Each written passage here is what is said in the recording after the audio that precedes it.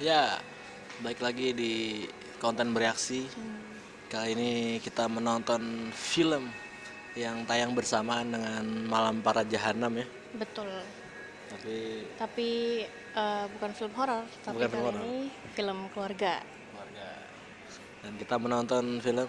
Rumah Masa Depan. Wih. Jadi Rumah Masa Depan ini sebenarnya diadaptasi dari sinetron berjudul sama ya, Rumah Masa Depan tahun 80-an. Betul. Nah, diadaptasi menjadi sebuah film yang dibintangin oleh Laura Basuki dan Fedi Nuril ya. Ya.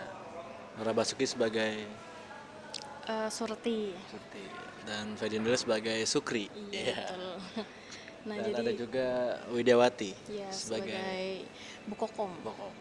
Ada Cok Simbara juga Sebagai bapaknya, Oh ya, terus bapaknya ada si Sukri. Iya benar, ada siapa namanya? Clara Nadine ya sebagai anaknya mereka. Gerhana namanya. Gerhana, terus sama Bima Azril sebagai sebagai Bayu. Bayu.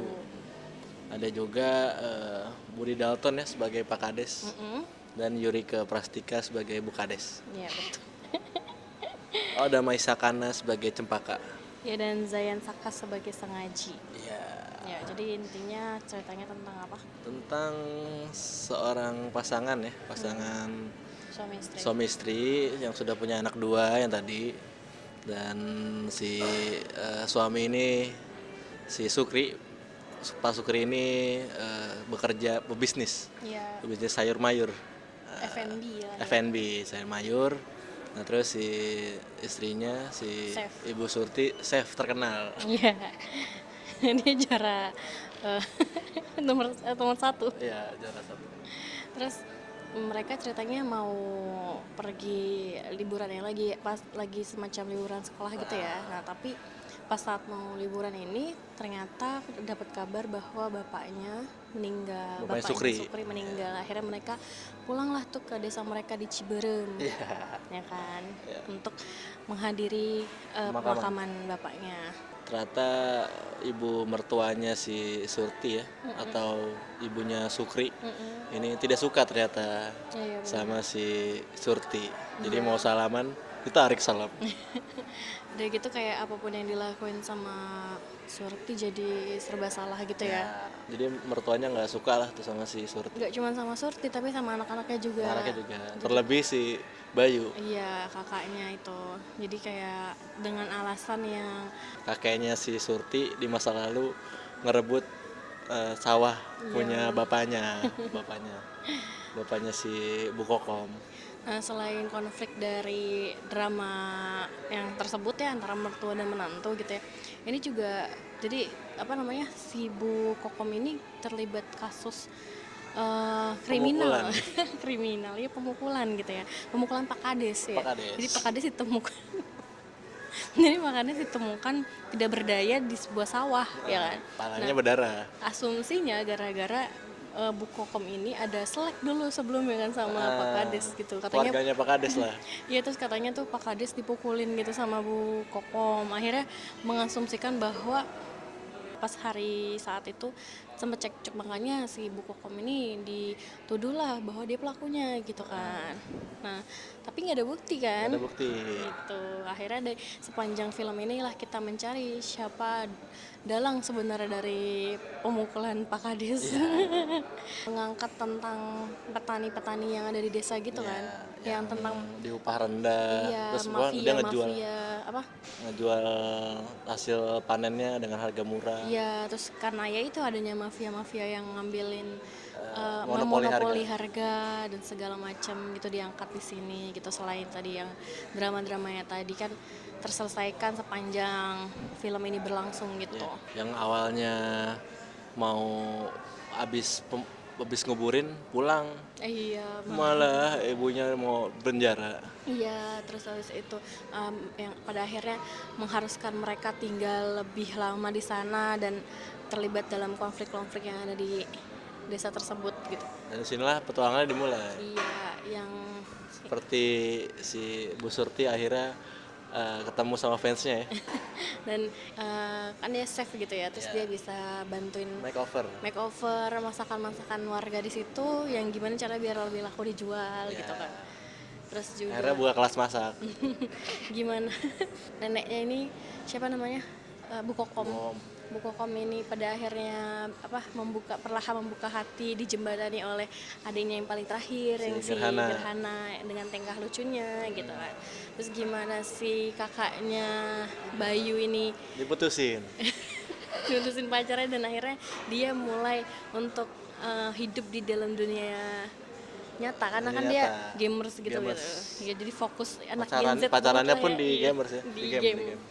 Nah pada akhirnya gimana cara dia menikmati hidup di dunia nyata, ketemu teman-teman baru ya kan, ketemu cem-ceman baru. Ya, ada Maisa Kana nih sebagai Cempaka. Nah ini temennya si akan menjadi temennya si Bayu. gitu di sini. Oh ya, dan dia juga ketemu dengan siapa tuh Sang Haji. Sang Haji itu karena gamenya dia tuh Nintendo-nya dia tuh rusak ya. Iya. Dan si Nggak Sang sengaja Haji- kecebur. dan Sang Haji ini kayak MacGyver. ya MacGyver. Ya. MacGyver Karena gitu. dia bisa ngerti elektronik. Iya, dia tuh jenius lah Jenius. gitu istilahnya. Ya, dia nih kasih aja nih Nintendo-nya, nanti dipelajarin dulu. Dan ternyata ya tokoh ini juga nanti akan menjadi solusi di akhir gitu ya. Jadi jembatan atas semua permasalahan. Iya betul, salah satu solusi yang menjembatani masalah gitu kan. Segitu lah ya gimana kehidupan mereka di desa Ciberem, Ciberem gimana si Bu Surtinya bisa diterima oleh menarik mertuanya. gitu. Alasan mertuanya yang kenapa sebegitu bencinya juga sebenarnya ada ya di Ada akhir ya. alasannya. Bukan sekedar masalah Yang yang tadi tadi disebutin. ya disebutin tadi, Yang tadi tapi ada yang lebih dalam yang bikin dia sulit untuk menerima kehadirannya si Surti ini gitu. Sampai akhirnya dia mau mengangkat perekonomian warga di situ Iya benar. karena melanjutkan jasa bapaknya. Jadi bapaknya ini orang terpandang gitu ya, Kepala desa. ya mantan kepala desa gitu. Ya gitu dengan kebaikannya jadi tetap dipandang ya daripada Pak Kades itu sendiri. Pak Kades yang baru. Sampai akhirnya ketemulah siapa yang dalang dari pemukulan Iya, Pak Kades. Dan dibantu ternyata ada di film ini. Dibantu oleh polisinya ya yang bekerja benar-benar bekerja di sini ya. Iya. Walaupun kocak, polisinya kocak. Ceritanya apa namanya? Ceritanya Mengalir gitu ya. ringan, walaupun konflik yang diangkat tuh cukup banyak. Iya benar, dia bisa membuat gimana si konflik-konflik ini tetap padat ya, tetap padat dan tetap isunya tetap diangkat dengan baik gitu, tapi tidak tidak jelimet, terus rapi gitu ya, Rapi. disusunnya secara rapi gitu, nggak tumpang tindih, tapi gimana satu kejadian menyambungkan ke kejadian lain dan kejadian lainnya gitu, jadi konfliknya tuh runut gitu, kita nikmatinnya enak gitu ya, terus juga nggak yang memberikan ruang banyak untuk boring dalam menikmati filmnya gitu. Dan nilai plusnya juga cast semua dari sini kepake. Iya benar. Dan punya porsinya sendiri dan punya tugasnya masing-masing gitu. Nggak menyia-nyiakan Iya. cast. Even si polisinya pun punya banyak ini ya, Banyak scene banyak adegan di sini gitu yang turut membantu lah membantu jalannya cerita gitu. Bahkan menyelesaikan konflik gitu. teman-teman si Bayu di desa Ciberem ini juga punya bagian sendiri gitu loh, jadi nggak ada yang disia-siakan lah. Iya benar, gimana mereka pada akhirnya yang mengungkap sebuah kasus itu sendiri Iya, gitu, dengan caranya sendiri gitu yang bisa nanti ditonton. Jadi ini kayak film keluarga, terus ada detektifnya, Iya benar. terus ada Komedi. pesan-pesan implisit ya. Tentang pertanian Indonesia Iya, khususnya ya, iya. bisa dinikmatin oleh semua kalangan ya. Iya, karena ini 13 plus tapi. Iya. 13 plus. Chemistry antar cast-nya juga oke ya. Oke, jadi semua nggak usah ada yang kebanting gitu loh. Iya, Bahkan event si Cempaka tuh kenalannya si Bayu, dia bisa kayak storytelling gitu yang bagus gitu, nggak yang kebanting. Makanya semua di sini castnya tuh kayak udah terlatih lah. Iya benar, dan Even tukang sayurnya juga bisa acting dengan baik gitu.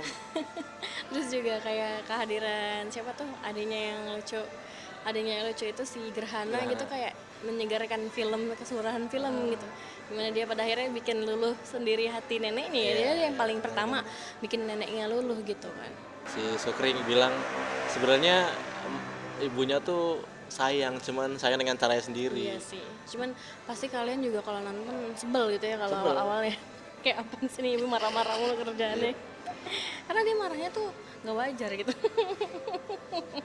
Kalau kita jadi menantu juga pasti pengennya nangis mulu. Pengen pulang. Ya, sampai di rating ya. Berapa rating untuk film Rumah Masa Depan? 8/10. Sama sih 8/10. Bisa dinikmati di bioskop dengan keluarga ya. Ya, segera nonton film ini ya, karena layarnya kayak mungkin makin terkikis. Jadi daripada naikin film horor yang kurang greget kemarin ya, mendingan nonton film ini. Ya, dibantu lah, ditonton lah.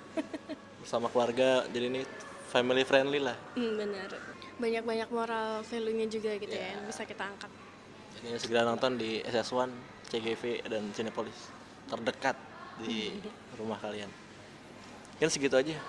Nah, sampai ketemu di konten berhasil selanjutnya dengan film-film yang lebih wadidaw lagi nantinya. Ada Kisah Neraka Oh iya, Kamis yang depan. horor lagi. Jadi tungguin review dari kita ya. Jangan lupa like, comment, dan subscribe. Bye-bye.